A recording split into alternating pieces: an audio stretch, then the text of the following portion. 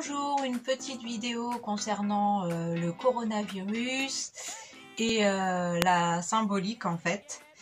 Je pense qu'il y a plein de symboles qui sont cachés derrière, c'est super intéressant. Et j'ai pu observer plein de choses. Donc, je coupe mon jeu. Le cavalier d'épée, donc c'est quand même toujours positif en fait. Hein. On avance et le valet de coupe, ça veut dire que on y a été franchement en début de confinement pour lutter contre le coronavirus, donc qui a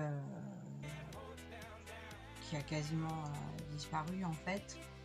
Et on a remporté la victoire. Donc voilà, je vous montre ce que je veux dire.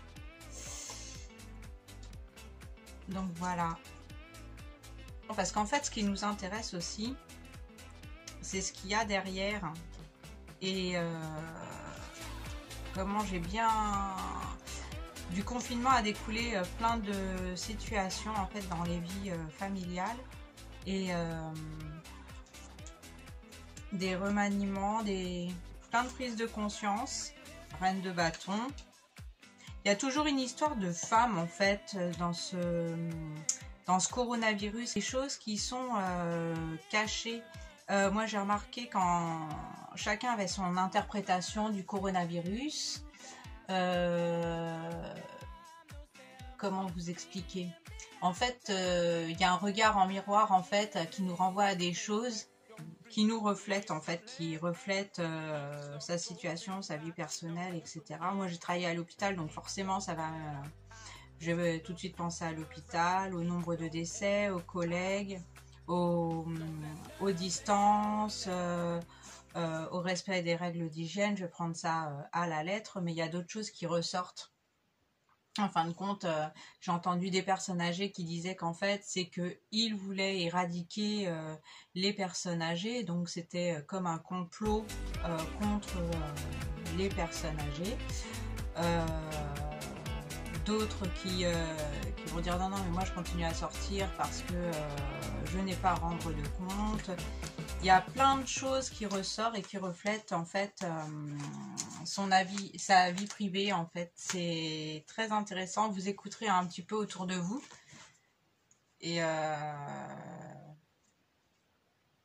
franchement, les ministres veulent cacher le fait que les Français aient du mal à finir leur fin de mois. Vraiment, c'est passionnant, hein. Je vous conseille vivement d'ouvrir vos oreilles quand vous sortez, faire les courses, etc. Vous allez entendre des tas de choses intéressantes et ça va bien vous surprendre. Donc la suite des événements. Oui, le roi d'épée. Hein. Voilà. Je vois un couple triomphant. Voilà.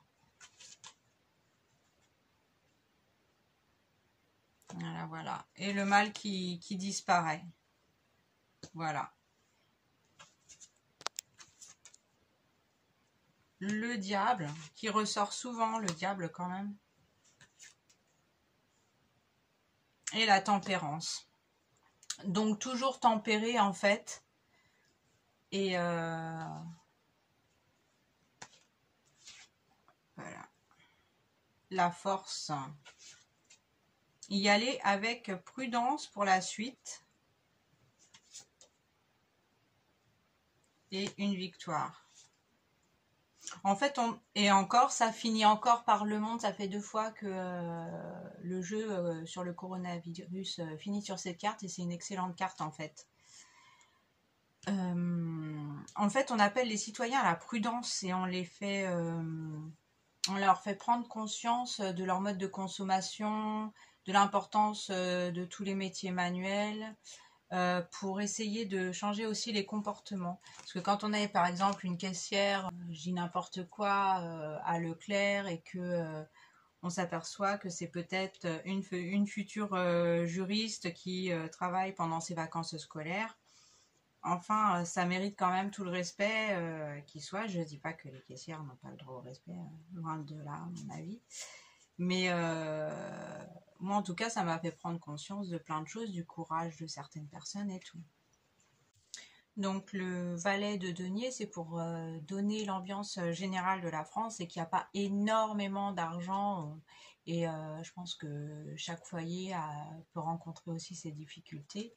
Mais néanmoins, là, je pense qu'on a pris pas mal conscience de tout ce qui nous environne. Donc j'avais déjà parlé du mode de consommation, de tous les métiers, pas que l'hôpital et les écoles. Hormis l'hôpital et les écoles, on a vu que tous les métiers œuvraient pour nous aider aussi.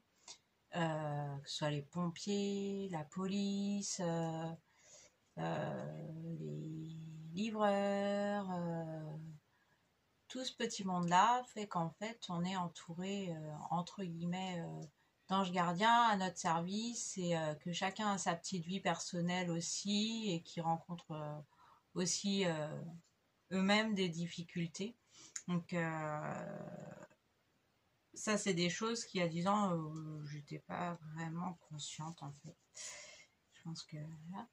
Et donc chacun a sa foi, a sa façon, avec ses difficultés, etc. Et à cela se greffe la maladie, parfois des proches.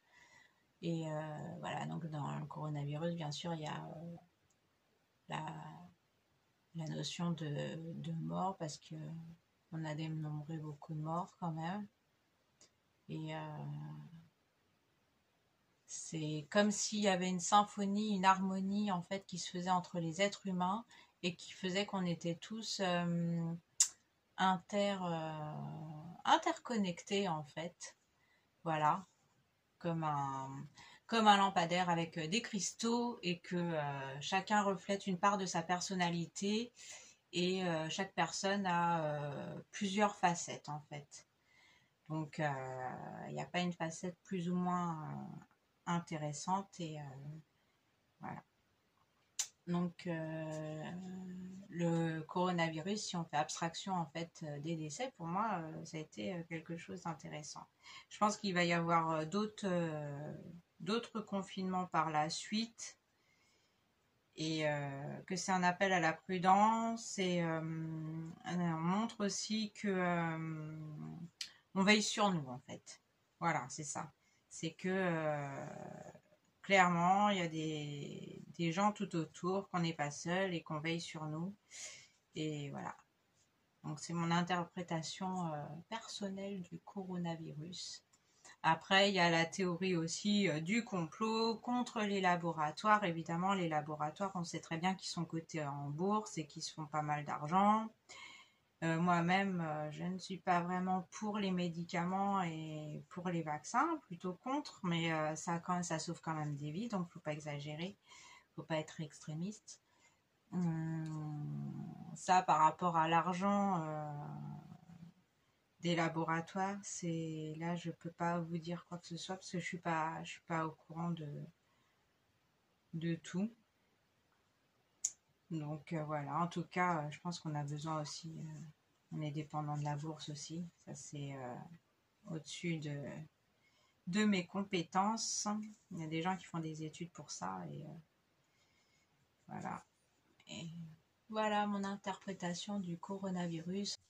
Voilà, j'espère que mon jeu de tarot vous aura plu et que c'était pas trop ennuyeux pour vous. Je vous souhaite une bonne journée. Au revoir.